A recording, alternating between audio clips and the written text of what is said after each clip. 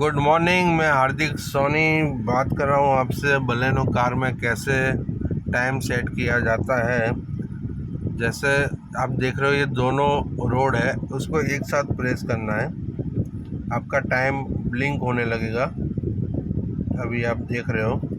फिर जो right side का है, ये साइड का, उसको आप एक साइड घुमा सकते हो।